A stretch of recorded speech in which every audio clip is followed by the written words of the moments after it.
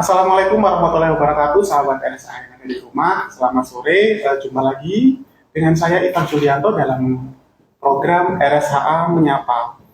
Dalam topik kali ini, kita akan membahas tentang mengenal bagaimana tanda dan gejala demam berdarah dan yang harus diwaspadai. Tentu saya tidak sendiri bersama Dokter Dika Jannatul Ma'wa, betul ya dok? Betul. Dok, lulusan dari mana dok? Dari Surabaya. Dari Surabaya. Ya. Tahun berapa? 2022. Masih muda, masih cantik ya.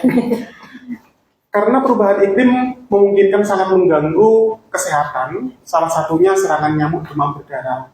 Nah, pada kali ini kita akan membahas tentang DBD, demam berdarah.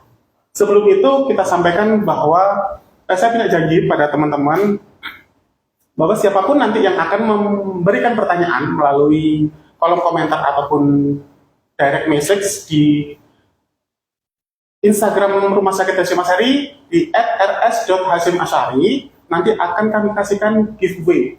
Tentunya sangat menarik dan sangat membuat sahabat yang ada di rumah lebih bersemangat ketika mengikuti live Instagram Rumah Sakit Hasyim Asyari.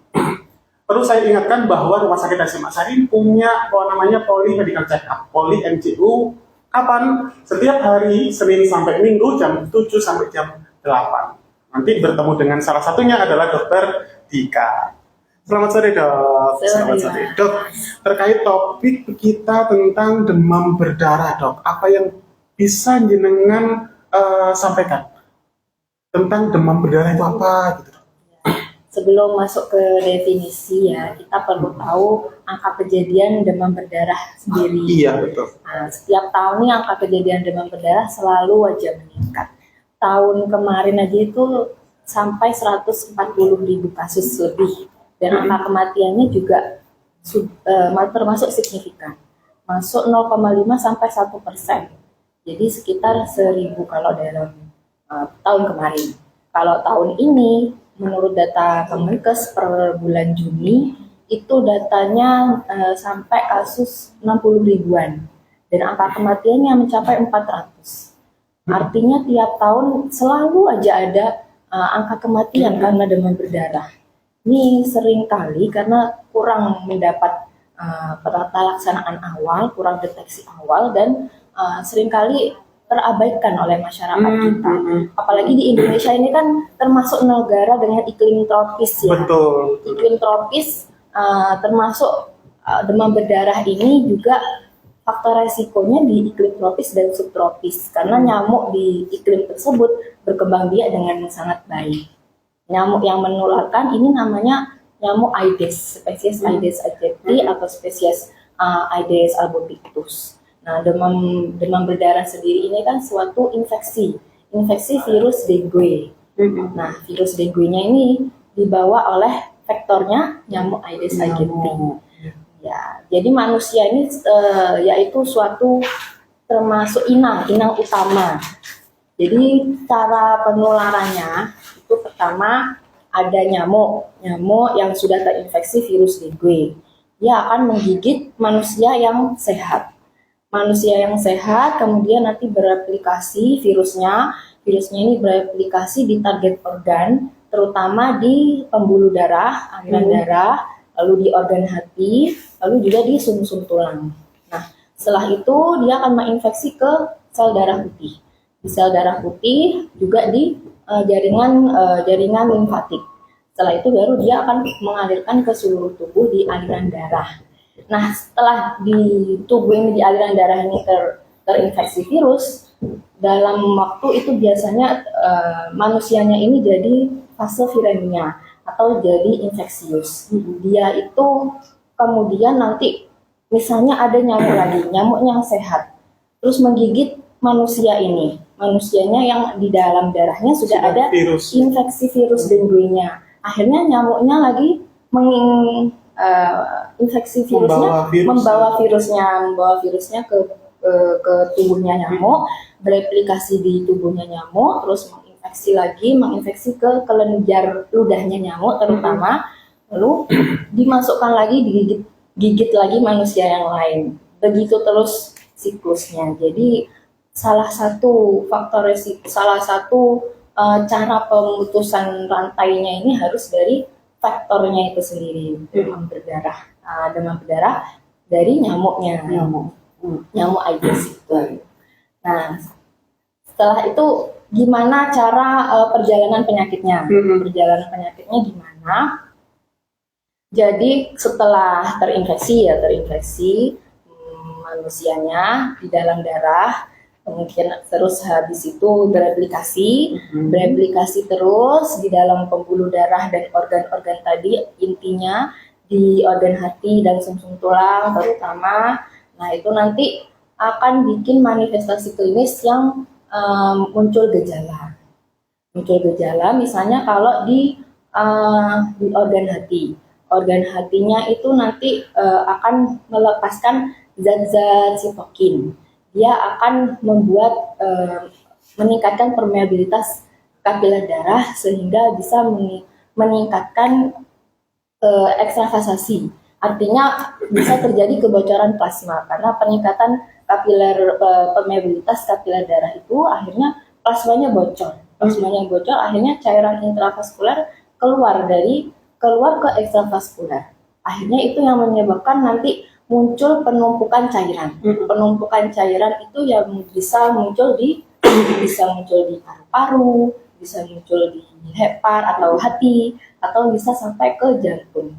Jadi itu salah satu bahayanya kalau demam berdarah tidak ditangani secara cepat atau tepat. Selain itu di sumsum tulang. Nah di sumsum tulang ini dia terutama akan menginfeksi di sumsum tulang ini sendiri kan tempat produksi trombosit. Trombosit itu salah satu komponen sel darah yang berfungsi dalam proses pembekuan darah. Nah, kalau darahnya terinfeksi virus dengue, sumsum tulangnya terinfeksi virus dengue, sel-sel stromanya akan rusak sehingga produksi trombositnya juga menurun. Ini kenapa pasien demam berdarah itu trombositnya turun. Jadi karena di sumsum tulangnya itu terinfeksi virus dengue. Gitu. Baik. Dok, itu tadi disampaikan terkait gejala secara teori ya dok. Kalau misalnya orang awam dok gejalanya yang mudah dimengerti oleh sahabat RSAS, kira-kira oh ini tandanya gejala demam biasa nih gitu. Oh ini kira-kira demam berdarah nih seperti apa? Nah, jadi pertama-tama masa inkubasi virus dengue setelah masuk ke aliran darah manusia itu setelah kita digigit nyamuk itu bisa sampai 4 sampai 7 hari. Nah, 4 sampai 7 hari itu setelah itu bisa muncul gejalanya dalam kurun waktu 4 sampai 7 hari itu. Bisa dalam hari ketiga, bisa dalam hari keempatnya, bisa dari setelah itunya maksimal sampai hari ke-7. Nah setelah itu jadi di fase klinisnya demam berdarah ini kan ada 3 fase demam, fase kritis, dan fase pemulihan. Nah fase demam ini yang paling bisa diketahui oleh kita orang tua atau kita sendiri terutama. Jadi demamnya itu khas untuk demam berdarah. Demam onset tinggi, onset mendadak, dan tingginya terus menerus. Jadi misal dikasih obat itu tetap panas terus. Bandel ya dok? Iya. Kayak siapa gitu? Bandel itu nggak turun panasnya. Sahabat rasa di rumah baik-baik. Bandel tak? Enggak kan? Enggak. Baik dok. Dengar dari sini iya. Iya. Selain demam, apa yang bisa dirasakan ini tidak spesifik, nggak sama setiap orang. Bisa jadi pusingnya coba cepat, terutama di daerah kepala atau daerah mata, atau bisa aja ada diare, bisa fotofobia atau takut sinar matahari itu juga bisa. Atau nanti kalau sudah sampai hari ketiga, biasanya hari ketiga itu muncul tanda-tanda perdarahan. Tanda-tanda perdarahan itu apa aja? Bisa jadi bintik-bintik merah. Bintik-bintik merahnya itu khas di demam berdarah. Itu di fase demam tadi ya dok? Ya, itu di fase demam setelahnya. Oh, demam setelah itu menuju Ya, kritis dok? menuju kritis. Betul. Nah, setelah di hari ketiga demam biasanya muncul gejala perdarahan.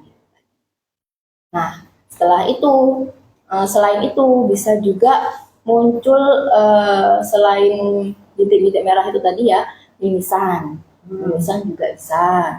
Atau muntah darah juga bisa. Atau BAB darah juga bisa. Atau ruam-ruam memar, seperti memar.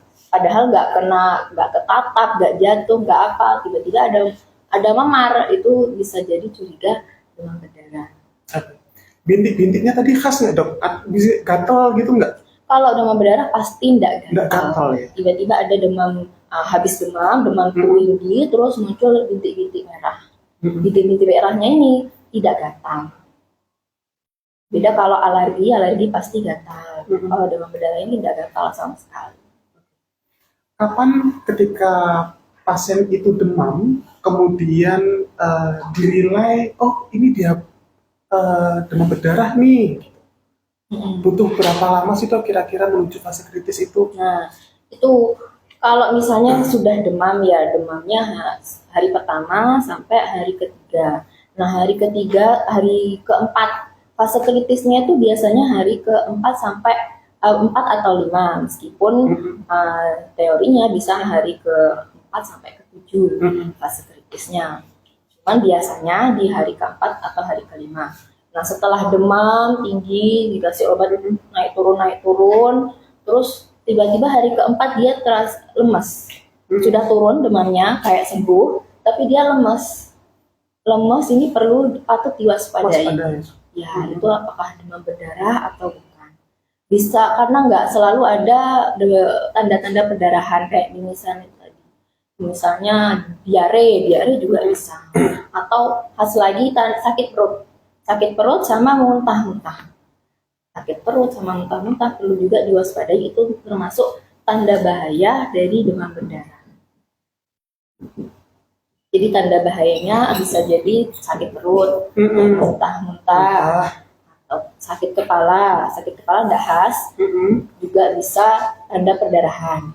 Tanda bahayanya. Baik. Saya ingatkan kembali untuk sahabat yang ada di rumah, mungkin dari sahabat-sahabat ada yang ingin ditanyakan, mungkin kepo nih, keluarga saya kena demam berdarah, kok sampai begini, silakan kolom komentar di kolom chat RSHA Rumah Sakit Hasyim Asyari. Baik, belum ada pertanyaan? Apa kakak ada pertanyaan? Cek kalau udah ada.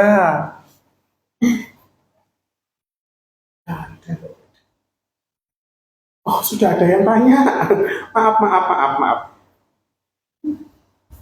Salah benar ini ya, kontak saya. Baik.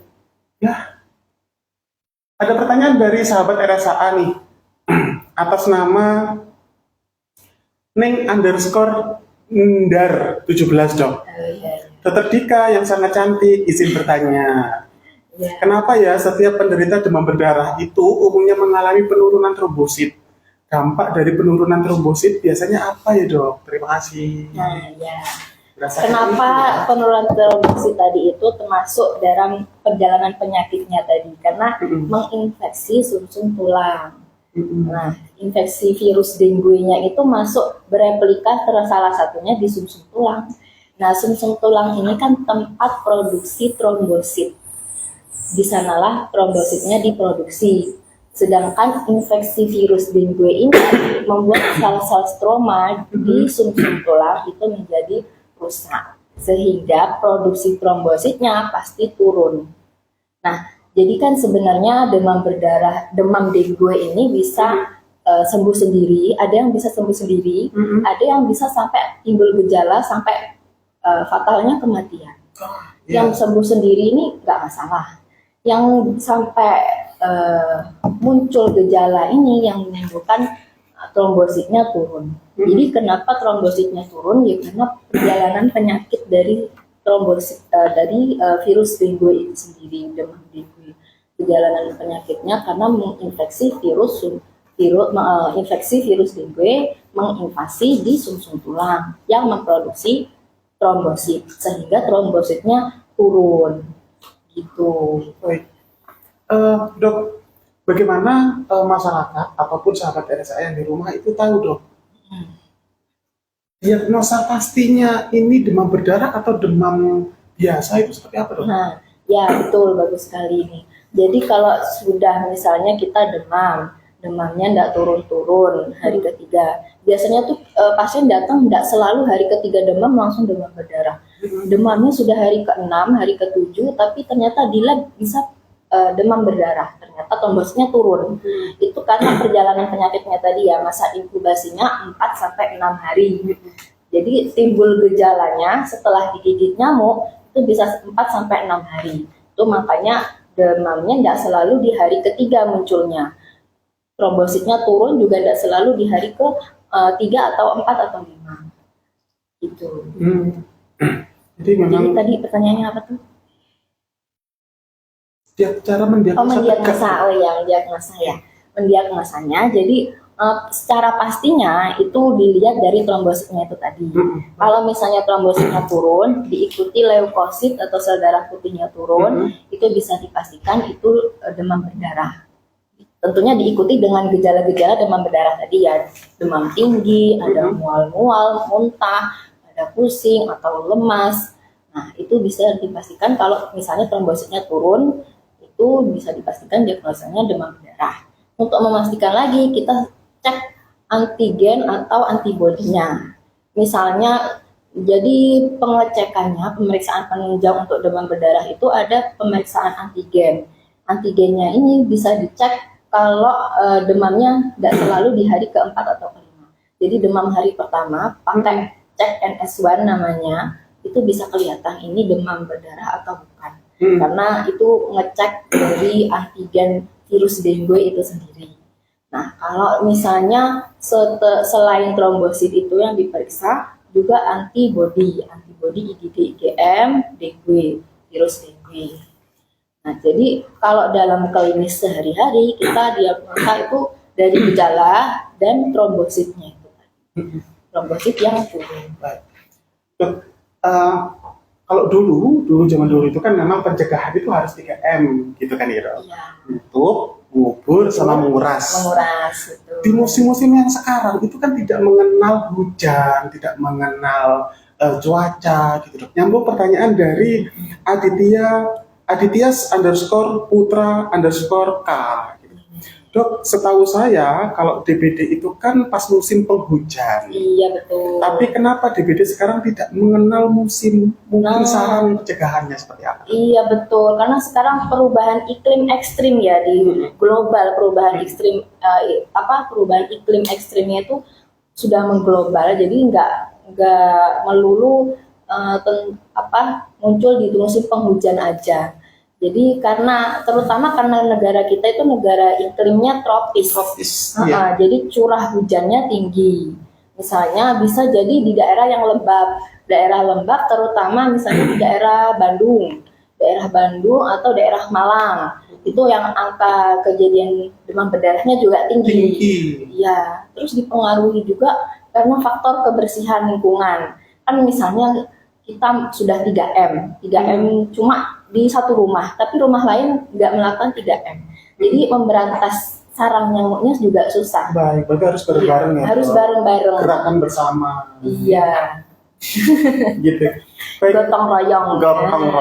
Baik. Memang kalau misalnya gotong royong kerja bersama itu sangat menyenangkan. Betul. Saya ingatkan kembali untuk sahabat RSA yang ada di rumah untuk bisa memfollow Instagram kita di @rs.hasyimashari. Jangan lupa untuk di-share, di-komen, serta kirim pertanyaan yang ada di kolom chat ataupun lewat dari message. Dan untuk pemenangnya nanti akan kami sampaikan di Instagram story Rumah Sakit Hasyim Asyari. Ya. Jangan lupa untuk mengunjungi Poli Medical Check Up Rumah Sakit Hasyim Asyari di kapan? Setiap hari Senin sampai Minggu jam 7 sampai jam 8 malam, cukup panjang. Ya, nanti salah satunya ketemu sama dokter Dika. Jangan lupa untuk di-share ke saudara boleh, ke pacar boleh, sambil ngopi, sambil rebahan, mager-mager lihat dokter Dika. Kurang apa coba? Baik, terima kasih saya sampaikan kembali kepada sahabat-sahabat RSA yang sudah mengirimkan pertanyaan. Memang pertanyaan cukup santer dan ini akan saya bacakan lagi. Tadi kurang cara mencegah, cara mencegah 3M ini tadi menguras, pertama kan menguras ini minimal harusnya itu 1 kali dalam seminggu, karena perkembangbiakan nyamuk itu dari telur sampai dewasa itu biasanya 7 sampai 10 hari. Makanya minimal menguras bak mandi itu minimal 1 kali seminggu. Selain itu juga buang daerah tempat-tempat genangan air bersih yang misalnya di air dispenser atau di genangan misalnya di rumah di bawah kulkas itu biasanya menggenang. Terus juga selanjutnya di tempat-tempat gelap-gelap, misalnya di kolong-kolong atau di bawah meja itu juga harus disemprot. Ya, kalau misalnya fogging aja itu kan cuma membunuh nyamuk dewasanya, nggak memberantas, nggak membasmi yang larvanya atau jentiknya. Jadi perlu juga dilakukan pemberian larvasida atau abate. Nah, abate itu biasanya diberikan ke daerah genangan air yang susah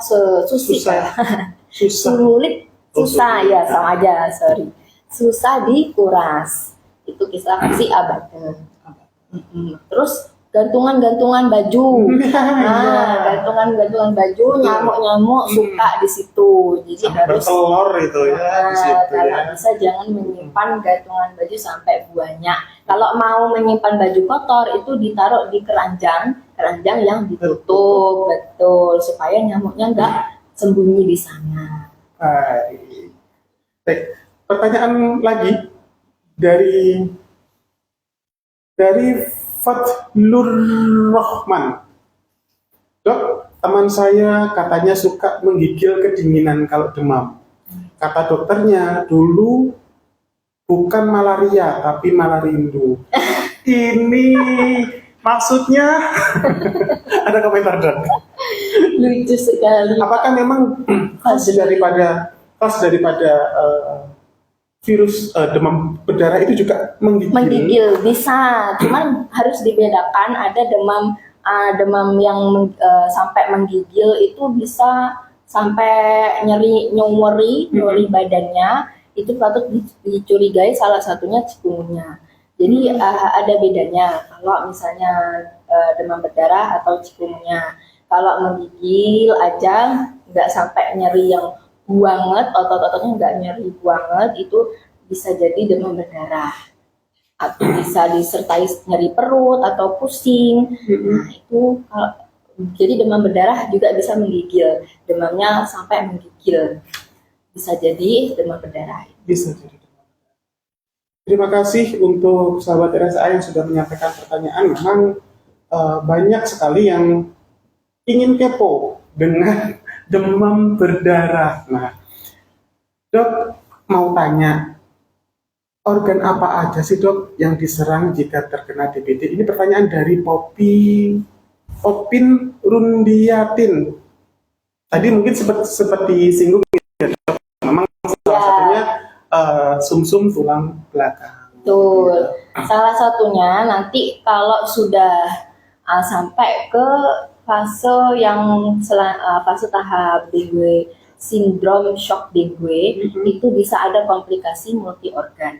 Komplikasi multi organ termasuk salah satunya yang paling sering itu di hepar, di hati, organ hati, karena tadi komplikasi utamanya termasuk salah satunya di hepar. Jadi bisa terjadi pembesaran hepar dan peningkatan fungsi hepar.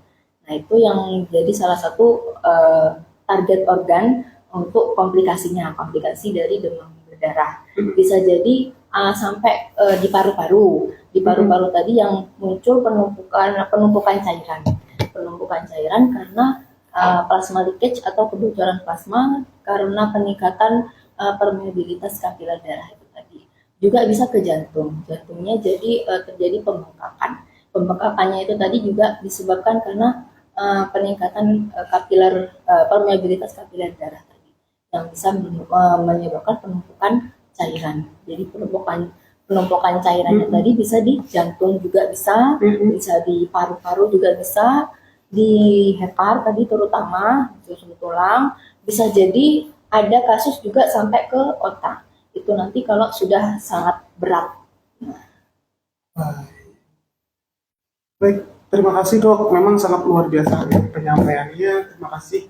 Saya sampaikan kembali untuk sahabat RSA. Memang kami akan memberikan giveaway yang menarik terhadap teman-teman yang sudah memberikan pertanyaan terhadap kepada kami. Tapi dengan syarat harus follow Instagram kami di @rshashimashari.com dan juga mengingatkan bahwa kami di Rumah Sakit Hashimashari punya namanya Polri Medical Check Up. Setiap hari, Senin sampai Minggu, jam 7 sampai jam 8 malam.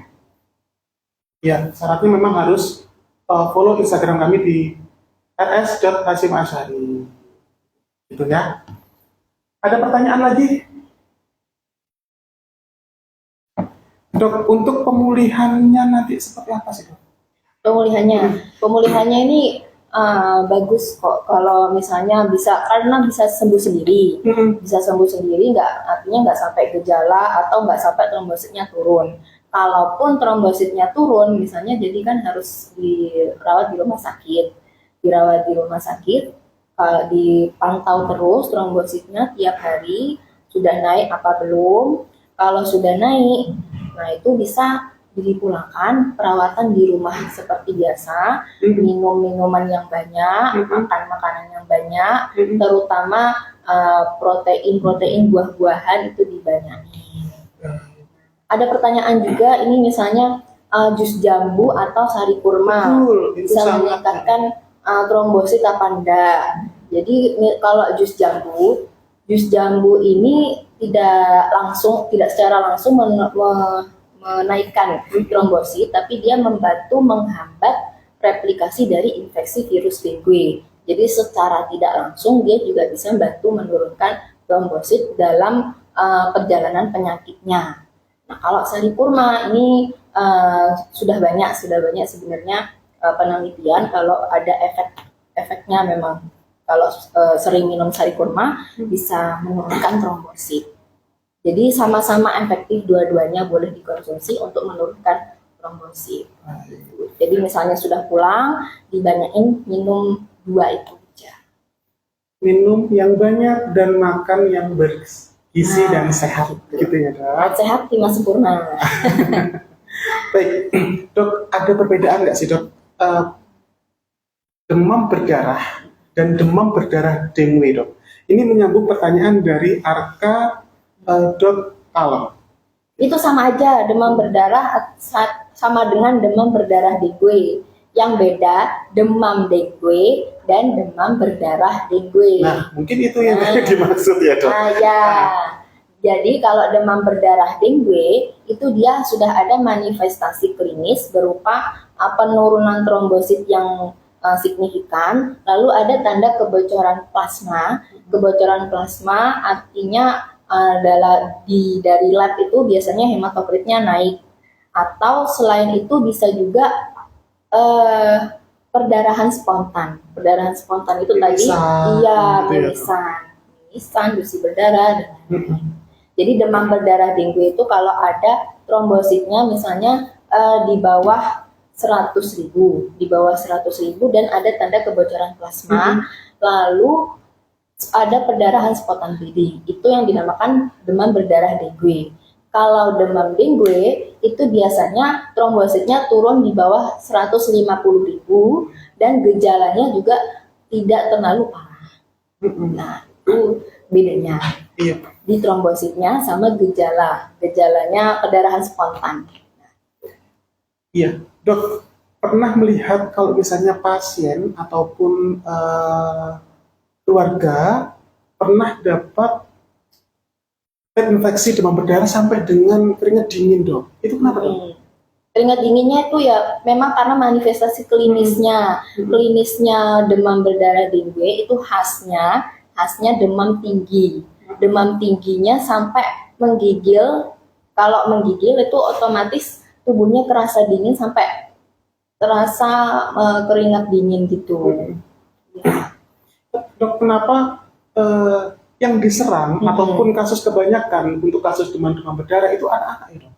Anak-anak. Iya. Iya betul, karena kalau anak-anak ini kan pencegahannya misalnya tidak terlalu seperti dewasa. Kurang pengawasan. Kurang mungkin ya. pengawasan betul, atau juga karena sistem imunnya belum terlalu kebal seperti dewasa. Itu salah satu faktornya kan kenapa kok kasusnya fatal itu banyak di anak-anak. Banyak juga faktor lainnya, orang tuanya kurang memperhatikan gejala anaknya. Misalnya habis demam sudah turun, dianggap oh ini nggak apa-apa udah turun. Padahal itu masuk fase kritisnya. Kalau masuk fase kritisnya kan terapi tindak lanjutnya untuk cairannya kan harus intensif. Cuman karena orang tuanya tidak aware, akhirnya juga terinfeksi, terabaikan. Mungkin solusi singkatnya atau solusi cepatnya mungkin kalau misalnya Bapak Ibu yang punya anak kecil kemudian sering suka main di kebun-kebun, dikasih lotion dulu mungkin ya Dok. Betul. Dikasih lotion anti nyamuk gitu ya Dok. Terutama kalau mau main di daerah yang lembab-lembab itu kan banyak tempat bersarangnya nyamuk, itu perlu dilakukan pencegahan dulu pakai lotion dan sebagainya. Iya, baik. Itu ada vaksinnya nggak Dok? Oh, vaksin. Ya, vaksinnya ini sekarang memang sudah ada di Indonesia. Ada dong vaksin DBD. Vaksin dengue, ya vaksin dengue yang tetravalen artinya bisa mencakup semua tipe serotipenya dengue. Cuman ini karena belum masuk programnya pemerintah ya, jadi kalau mau vaksin harus mandiri. Dan mandiri itu vaksinnya belum terjangkau dan nggak semua masih belum keefektifannya belum terlalu signifikan gitu. Jadi karena masih belum tersebar secara luas vaksin dengue-nya sekarang. Dok, ada pertanyaan lucu Dok. Saya baca sendiri malah kata-kata sendiri. Bahwasanya memang kalau misalnya kita harus banyak makan gitu ya, terutama yang bernutrisi gitu ya. Salah satunya juga protein. Ini ada pertanyaan Dok. Dari muluk underscore, Dok, makan bebek Purnama sampai kita nggak ikut sponsor loh ya. Dok, makan bebek atau bebek goreng apa benar bisa meningkatkan trombosit? Padahal tantangan penderita DB itu tidak boleh terlalu banyak makan berlemak. Iya. Itu benar ya Dok? Mitos itu ya. Mitos ya. Iya, tidak bisa makan bebek itu tidak bisa membantu meningkatkan trombosit. Gitu ya Dok? Iya. Tapi kalau misalnya tidak boleh makanan yang berlemak, apakah betul? Kalau tidak boleh makanan berlemak, betul. Ya, kalau karena makanan yang harus dimakan kan harus makanan yang bernutrisi dan sehat terutama. Iya. Ini bergizinya, nutrisinya lemah. Itu yang ada kolesterolnya naik. Baik. Saya sampaikan terima kasih lagi kepada sahabat yang ada di rumah. Jangan lupa di follow @rs.hasyimashari, jangan lupa untuk di share di kerabat, di teman, di saudara yang saat ini sedang sibuk bekerja, yang saat ini sedang santai, bisa enjoy menikmati live Instagram kami di @rs.hasyimashari. Dan jangan lupa untuk sampaikan pertanyaan di kolom chat. Nanti akan kami kasihkan giveaway menarik untuk sahabat RSA, yang mana itu adalah nanti pertanyaan yang menarik. Nanti akan dipilih sama Dokter Dika, salah satunya nanti sebagai juri. Makanya dipuji. Dok tadi banget gitu, dok mau tanya gitu. Oke. Ada pertanyaan lagi boleh? Oh, banyak pertanyaannya. Oh ini sudah. Ini sudah. Ini ada yang tanya lagi dok, mungkin pas waktu menyimak tadi mungkin ke kamar mandi ataupun lagi cari cemilan begitu ya dok. Komplikasi yang dapat terjadi akibat demam berdarah dok. Nah, komplikasinya ini tadi termasuk shock ya, shock karena sindrom shock dengue. Jadi karena tadi kan terjadi peningkatan permeabilitas kapiler darah yang bikin kebocoran plasma sehingga volume darahnya turun. Kalau volume darahnya turun, jadi tensinya ikut turun, akralnya dingin, jadi tubuhnya merangsang ngefeknya jadi shock. Shocknya itu termasuk salah satu komplikasinya. Komplikasinya juga selain itu bisa ke multi organ tadi. Multi organnya bisa ke hepar. Heparnya terjadi pembesaran karena peningkatan fungsi hepar yang disebabkan tadi karena replikasi terus-menerus dari infeksi virus dengue. Juga bisa ke jantung atau jantungnya ini terjadi gagal jantung terutama. Gagal jantung. Pembekakan tadi ya? Iya, pembekakan jantung karena peningkatan penumpukan cairan itu tadi, dan juga bisa menyebabkan komplikasinya ke efusi pleura atau peningkatan penumpukan cairan di paru-paru. Itu komplikasinya. Sampai ke kematian ya dok, kalau bisa misalnya terjadi memang kematian. Sangat buruk penanganannya ataupun sangat terlambat penanganannya. Oleh karena itu sahabat RSA yang di rumah yang keluarganya ataupun tetangga ataupun teman yang dimana itu sedang demam, gak usah ditunggu lama-lama, datang ke rumah sakit SMA Syari. Kita buka 24 jam di Poli MCU. Kita kalau misalnya konsul boleh ke konsul itu ngobrol-ngobrol ya dok, ngobrol-ngobrol, kemudian pemeriksaan yang yang sederhana bisa datang setiap hari di Senin sampai Minggu jam 7 pagi sampai dengan jam 7 malam. Kalaupun dibutuhkan kegawat darurat bisa langsung ke IGD Rumah Sakit SMA Syari, buka 24 jam dan menerima BPJS gitu ya dok. Baik. Ada lagi dok? Dari Uun dok Faridah, dok mau tanya, kenapa pasien DBD itu biasanya bersamaan dengan tipes? Mungkin gejalanya sama-sama demam kali ya? Iya. Ternyata misalnya kan demamnya lawama ternyata gitu ya. bisa sampai 10 hari, bisa sampai 2 minggu atau misalnya cuma baru 9 hari, terus dicekkan di labnya, dicekkan penanda tipes ternyata positif, padahal awalnya demam berdarah. Bisa jadi kebalikannya, awalnya tipes ternyata dicek lagi kok trombositnya turun juga dengue. Nah ini karena sebenarnya perjalanan penyakitnya beda, cuman karena faktor higienis sebenarnya sanititas. Nah karena penularan tifoid itu kan dari makanan. Iya, jadi makanannya awalnya itu cenderung sembarangan, terus akhirnya yang mengandung makanannya ini nggak sengaja mengandung infeksi misalnya. Jadi bisa jadi dua-duanya ini berbarengan. Nah, juga karena sistem imunnya kita, sistem imunnya turun karena kena demam dengue ini tadi, terus makannya juga nggak dijaga, akhirnya terinfeksi demam tipes juga. Yang mana kalau misalnya memang imun turun, itu kan banyak ya dok, virus itu gampang masuk ya, salah satunya mungkin berbarengan dengan virus tipoid, virus tipes itu tadi, sama dengan virus dengue gitu. Apalagi kalau misalnya memang sakit demam, biasanya tuh mulut itu pahit dok, jadi kemudian makan itu kayak males gitu ya. Iya betul. Jadi sangat penting kalau misalnya lagi sakit, terutama sakit demam berdarah, makanannya harus benar-benar dijaga kebersihannya. Iya, betul.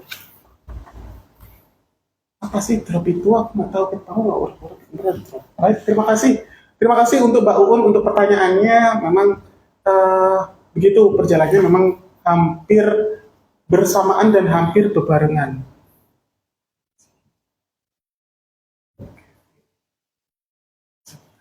Udah. Mobil.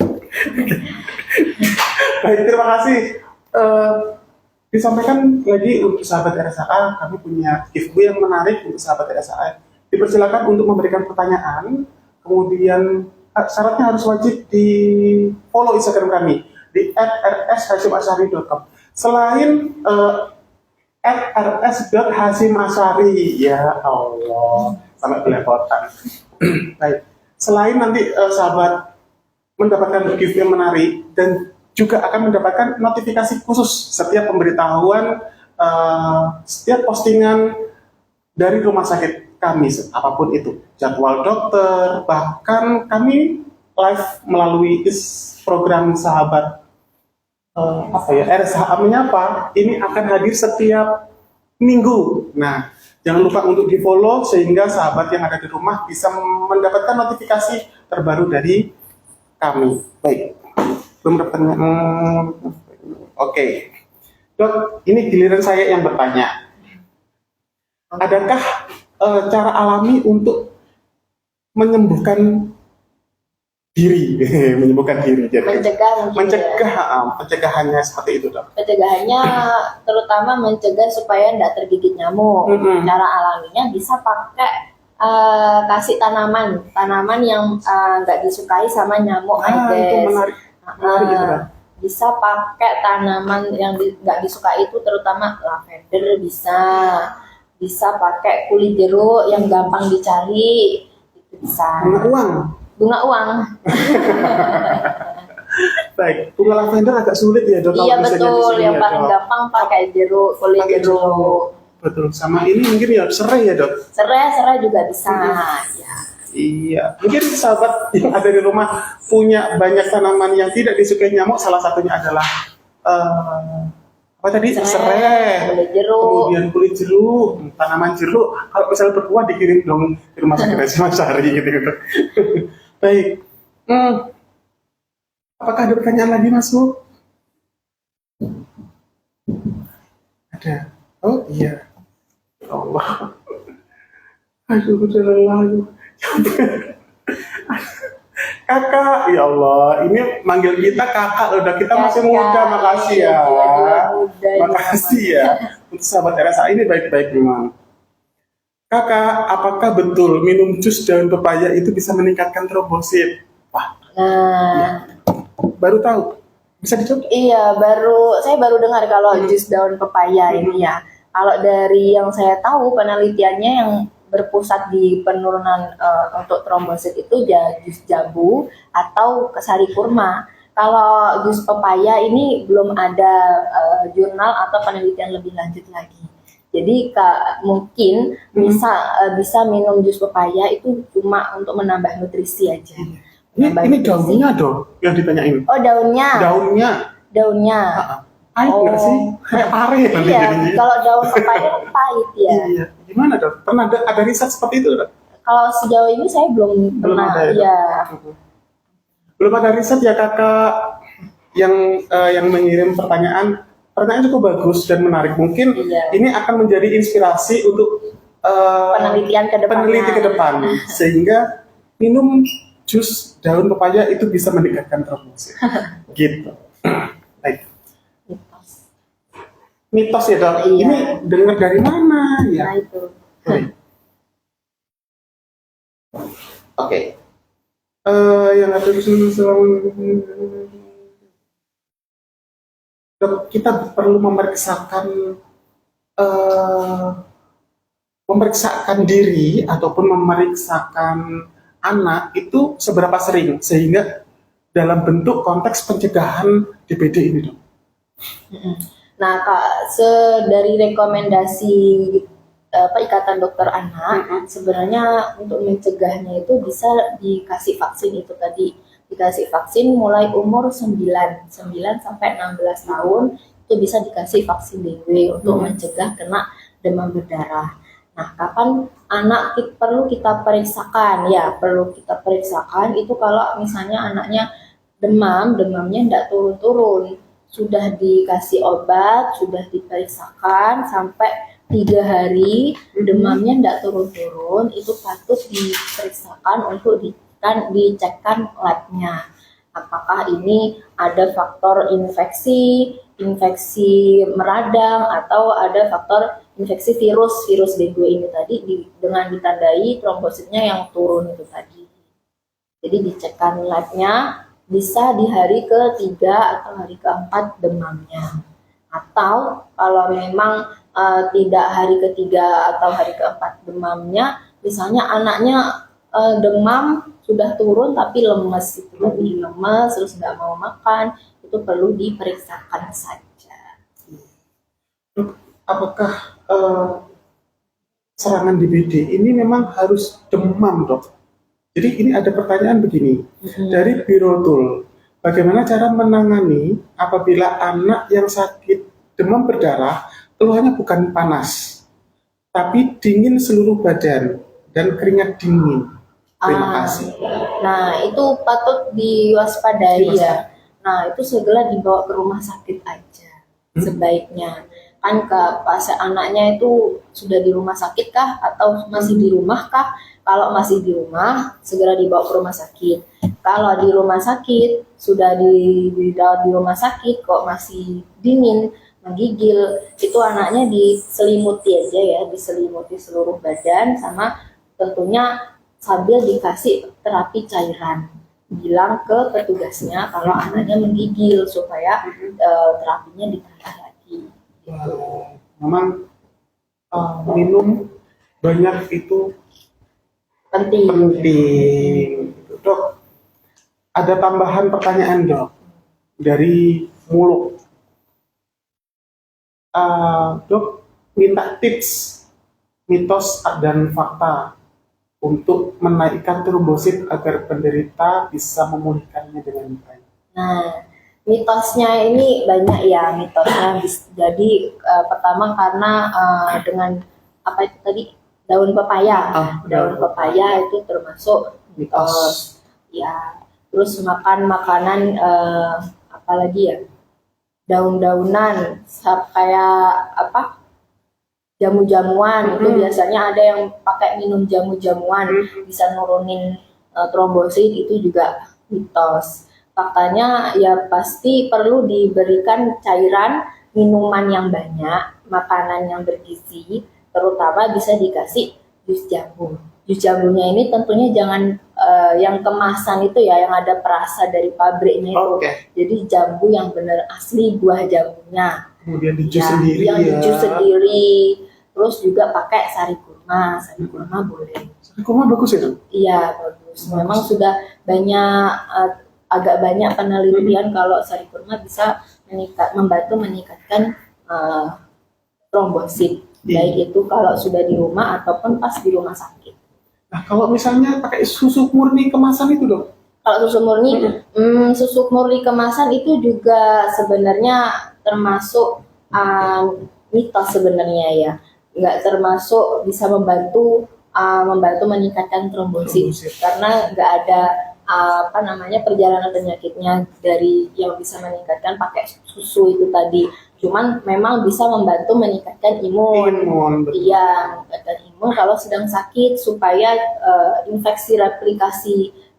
replikasi infeksi virus dengue-nya tidak tambah banyak. Jadi bisa dikasih susu. Kalau untuk nurunin trombosit pakai susu itu mitos. Tapi bisa membantu meningkatkan imun betul. Memang solusi efektifnya memang harus makanan-makanan yang sehat ya, sehingga imun kita naik. Yang mana kalau bisa imun kita naik, itu nanti penyakit itu bisa menghambat replikasi dari virusnya sendiri. Baik, Dok.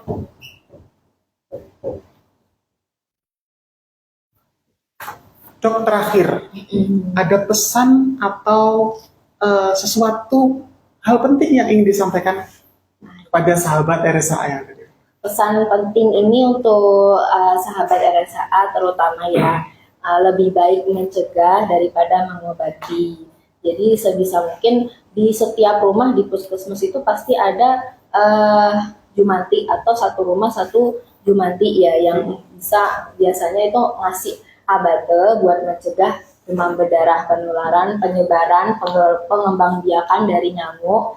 Jadi kita harus mencegah dengan 3M plus itu tadi, terutama jadi sebaiknya mencegah, terutama juga dari demam berdarah ini kan sebaiknya kita mencegahnya lewat memutus penularan penyakitnya dari itu tadi, pakai lotion supaya nggak digigit nyamuk. Terus di rumah misalnya ada ventilasi, dipasang saringan itu supaya ya di ventilasinya dikasih saringan supaya nggak masuknya nggak nyamuk, nyamuknya nggak masuk. Iya, itu tadi. Jadi pentingnya pencegahan ya sahabat-sahabat RSAA supaya tidak tergigit dari nyamuk Aedes terutama. Nyamuk Aedes ini khas ya.